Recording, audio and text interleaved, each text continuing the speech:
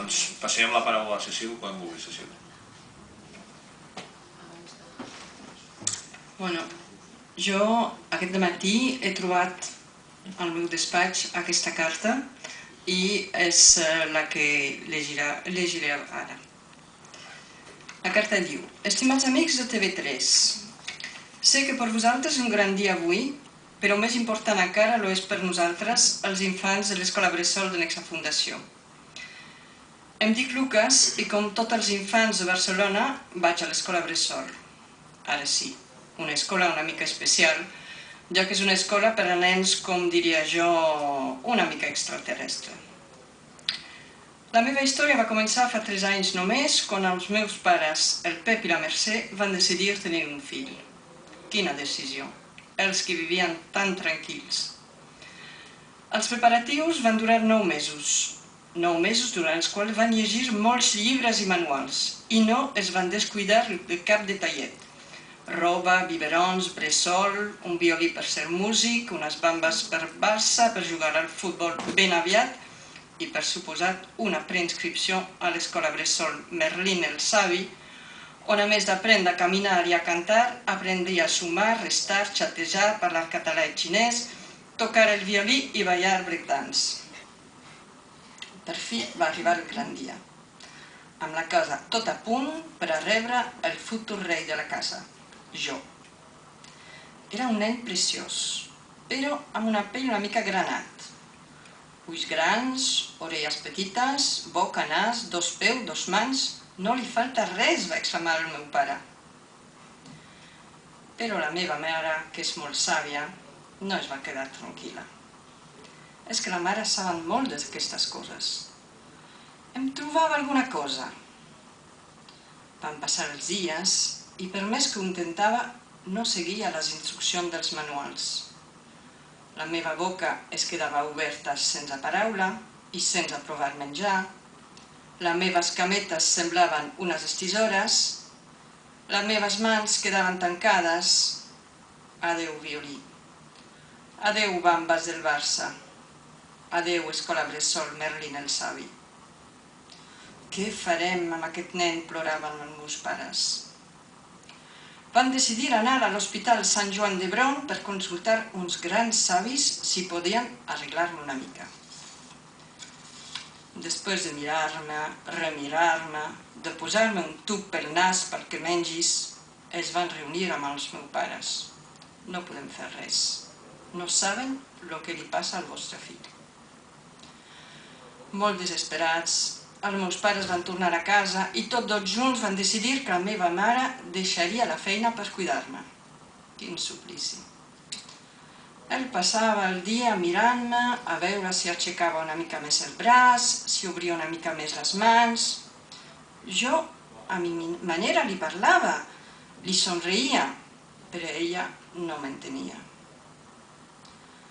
Un bon dia, tot passejant la seva tristesa per un parc de Gràcia, la meva mare va trobar-se amb la Clara.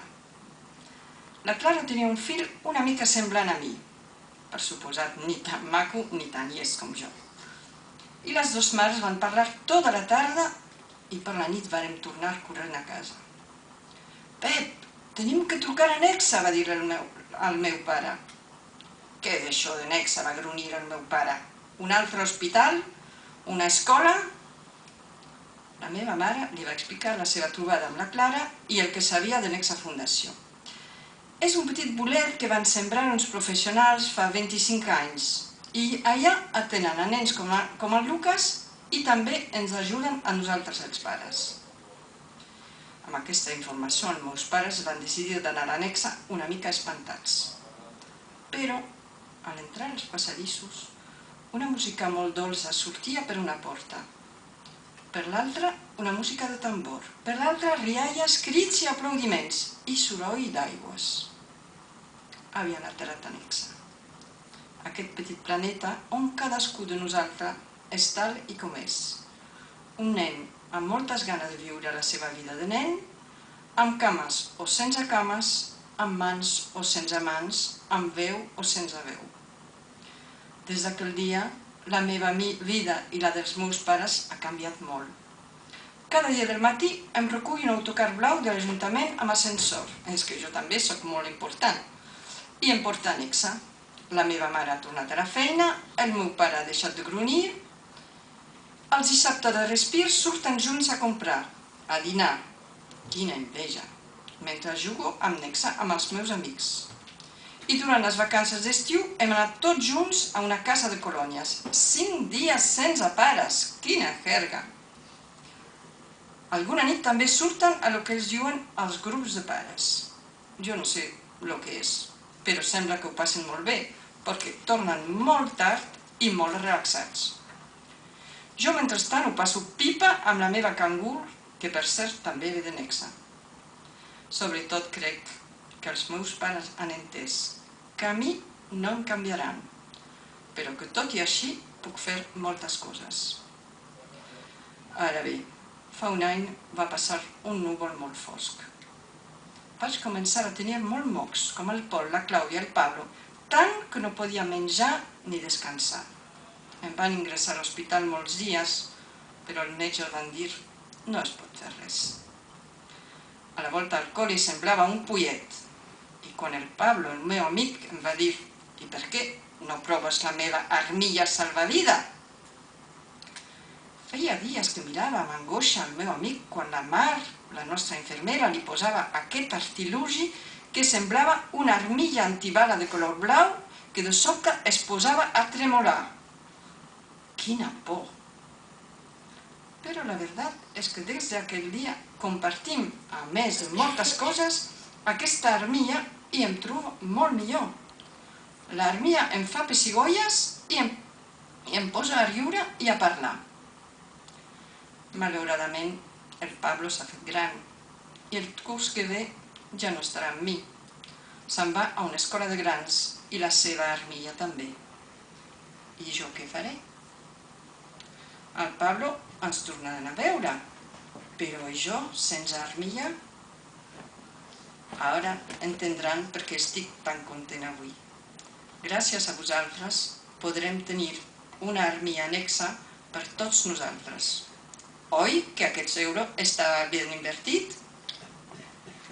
Estimats amics i amigues, os espero a tots i a totes a visitar-nos i, per suposat, a provar aquesta armilla salvavida que a tots ens ajudarà. Fins aviat, Lucas.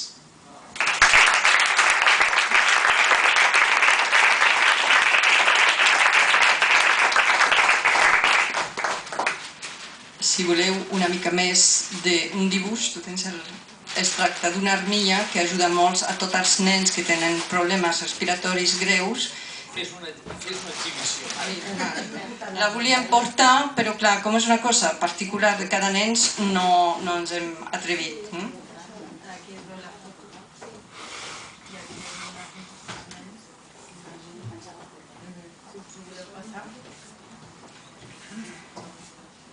És molt especial, ve dels Estats Units, costa molt de diners, molt, però serà, amb això arribarem quasi a la totalitat i amb altres aportacions la podem comprar per l'any que ve. Molt bé, gràcies, Cecil. Mira, ara ho tenim en pantalla, tenim aquí. Molt bé, doncs la Unsa, que ha sigut la mare que va proposar, diguem-ne, que Nexa Fundació lliurarà el taló a la Cecil.